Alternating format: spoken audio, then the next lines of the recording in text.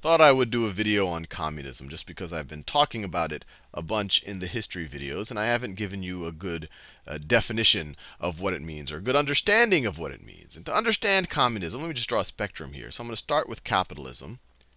And this is really just going to be an overview. People can do a whole PhD thesis on this type of thing.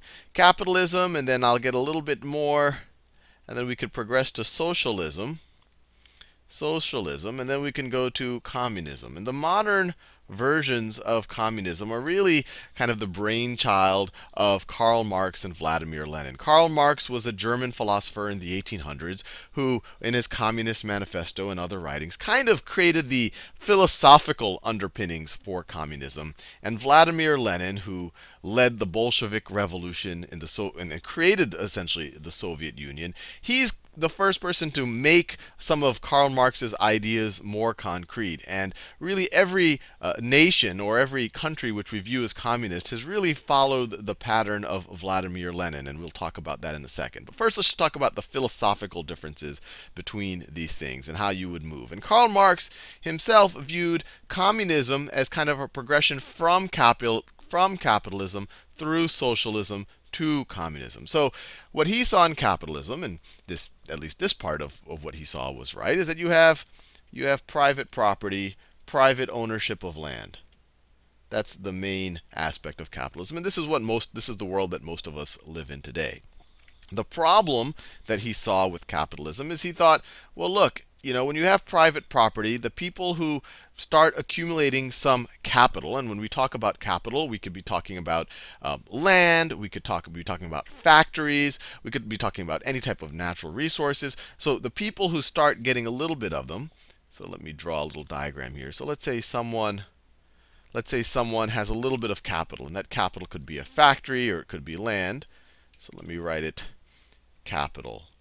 And let's just say it's land. So let's say someone starts to own a little bit of land, and he owns more than everyone else. So then you just have a bunch of other people who don't own land, but they need to essentially, and since this guy owns all the land, they got to work on this guy's land. They have to work on this guy's land. And from Karl Marx's point of view, he said, look, you have all of these laborers who don't have as much capital.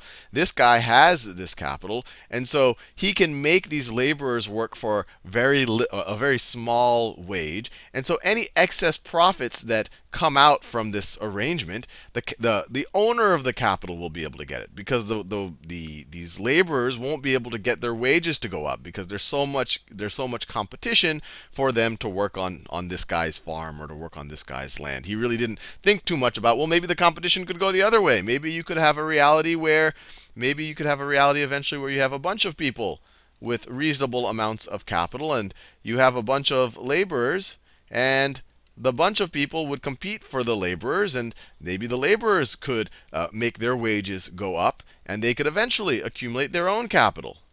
They could eventually start their own small businesses. So he really didn't think about this reality too much over here. He just saw this reality. And to his defense, and I don't want to get in the habit of defending Karl Marx too much, to his defense, this is what was happening in the late 1800s. Especially, we have the Industrial Revolution. Even in the United States, you did have kind of, Mark Twain called it the Gilded Age. You have these industrialists who did accumulate huge amounts of capital. They really did have a lot of the leverage relative to the laborers. And so what Karl Marx says, well, look, if the guy with all the capital has all the leverage, and this whole arrangement makes some profits, he's going to be able to keep the profits because he can keep all of these dudes' wages low. And so what's going to happen is that the guy with the capital is just going to end up with more capital. He's going to end up with more capital, and he's going to have even more leverage, and he'll be able to keep these people on kind of a basic wage so that they can never acquire capital for themselves. So in Karl Marx's point of view, the natural progression would be for these people to start organizing. So these people maybe start organizing into unions, so they could collectively tell the person who owns the land or the factory, no, we're not going to work, or we're going to go on strike unless you increase our wages, or unless you give us better working conditions. So when you start talking about this unionization stuff, you're starting to move in the direction of socialism. The other element of moving in the direction of socialism is that Karl Marx didn't like this kind of high concentration, or and this is socialists in general, I should say, didn't like this high concentration of wealth. That you have this reality of not only do you have these people who could accumulate all of these wealth, and maybe to some degree they were able to accumulate it because they were innovative or they were good managers of land or whatever. Although the Marxists don't give a lot of credit to the owners of capital. Not they don't really give a lot of credit to saying maybe they did have some skill in managing some type of an operation. But the other problem is that it gets handed over. It gets handed over to their offspring. So private property, you have the situation where it just goes from maybe father to son or from parent to a child. And so it's not even based on any type of meritocracy. It's really just based on this inherited wealth. And this is a problem that definitely happened in Europe when you go back to the French Revolution. You have generation after generation of nobility, regardless of how incompetent each generation would be. They just had so much wealth that they were essentially in control of everything, and you had a bunch of people with no wealth having to work for them. And when you have that type of wealth disparity, it does lead to kind of revolutions. So another principle of moving in the socialist direction is kind of a redistribution of wealth. So let me write it over here. So redistribution. Redistribution. So in socialism, you can still have private property, but the government takes a bigger role. So you have, let me write this, larger government. Larger government. And one of the roles of the government is to redistribute wealth. And the government also starts having control of kind of the major factors of production. So maybe the utilities, maybe some of the large factories that do major things, all of a sudden starts to become in the hands of the government, or in the words of communists, in the hands of the people. And the redistribution is going on. So in theory, you don't have huge amounts of wealth in the hands of a few people. And then if you kind of take these ideas to their natural conclusion, you get to the theoretical communist state. And the theoretical communist state is a classless, and maybe even a little bit a classless society. And in Karl Marx's point of view, and this is a little harder to imagine, a stateless society. Stateless society. So in capitalism, you definitely had classes. You had the kind of the class that owns the capital, and then you had the labor class, and you have all of these divisions, and they're different from each other. He didn't really imagine a world that maybe a laborer could get out of this. They could get their own capital. Maybe they could start their own business. So he just saw this tension would eventually lead to socialism, and eventually a classless society where you have a central. Well, he didn't even go too much into the details, but you have kind of equal.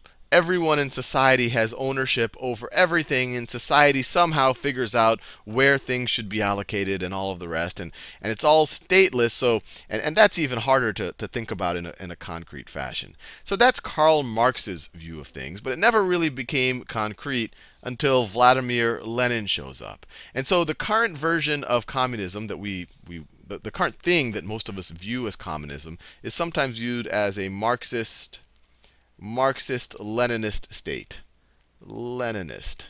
These are sometimes used interchangeably. Marxism is kind of the pure utopian. We're eventually going to get to a world where everyone is equal. Everyone is, doing exactly what they want. There's an abundance of everything. I guess to some degree, it's kind of describing what happens in Star Trek, where everyone can go to a replicator and get what they want. And if you want to paint part of the day, you can paint part of the day. And you're not just a painter. You can also do whatever you want. So it's this very utopian thing.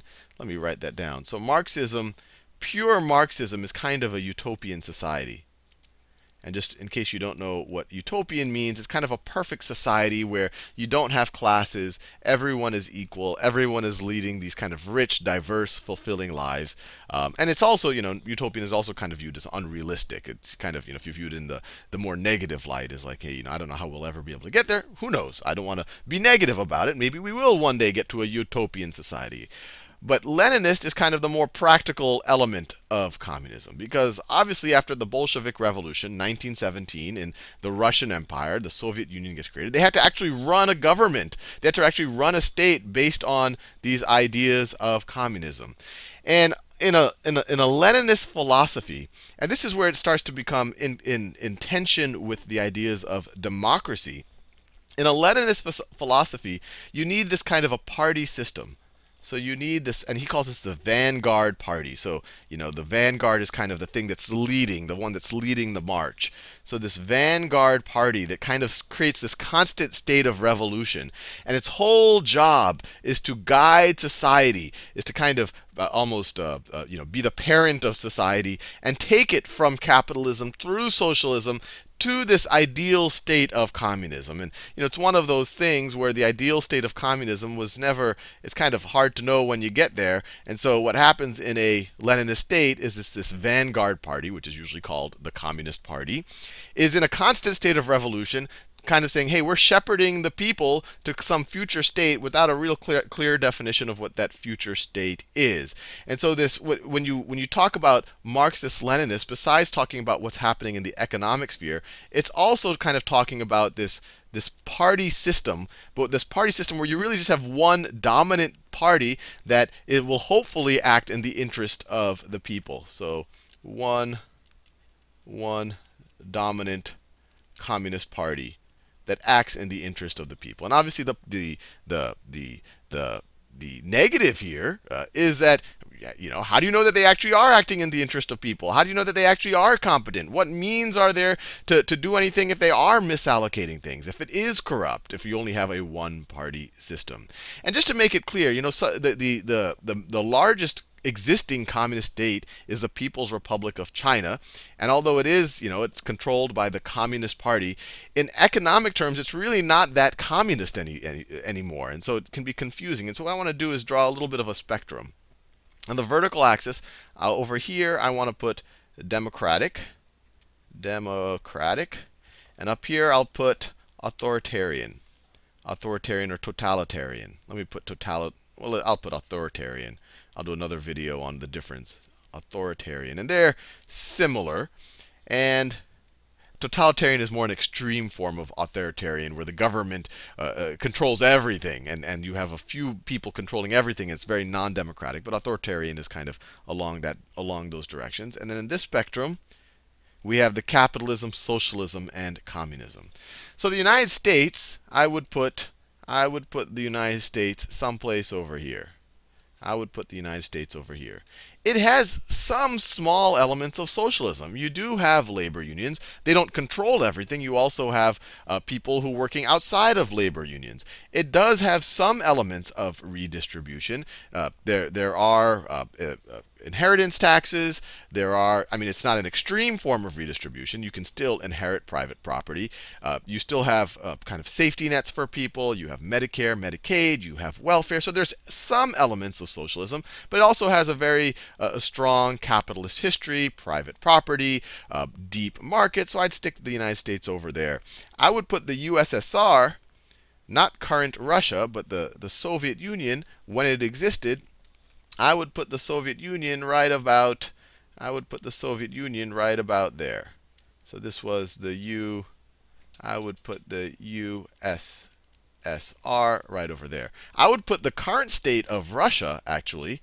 I would put the current state of Russia someplace over here, because they actually have fewer safety nets, and they kind of have their economy can kind of go crazier, and they actually have a bigger disparity in wealth than a place like the United States. So this is current Russia. And probably the most interesting one here is the People's Republic of China, the current People's Republic of China, which is, at least on the surface, a communist state. But in some ways, it's more capitalist than the United States in that they don't have strong wealth redistribution. They don't have kind of strong safety nets for people. So you could put some elements of China and over here, closer to the left, and they are less democratic than either the U.S. or even current Russia, although some people would call current Russia. Well, I won't go too much into it, but current China, you could throw it here a little bit, so it could be even a little bit more capitalist than the United States. Definitely, they don't even have good labor laws, all the rest. But in other ways, you do have state ownership of a lot, and you do have state control of a lot. So in some ways, they're kind of spanning this whole range. So this right over here is China. And even though it is called a communist state, in some ways it's more capitalist than what countries that are very proud of their capitalism. But in a lot of other ways, especially with the government ownership and the government control of things, and this one dominant party, so it's kind of Leninist with less of the Marxist going on. So in that way, it is more in the communist direction. So hopefully that clarifies what can sometimes be a confusing topic.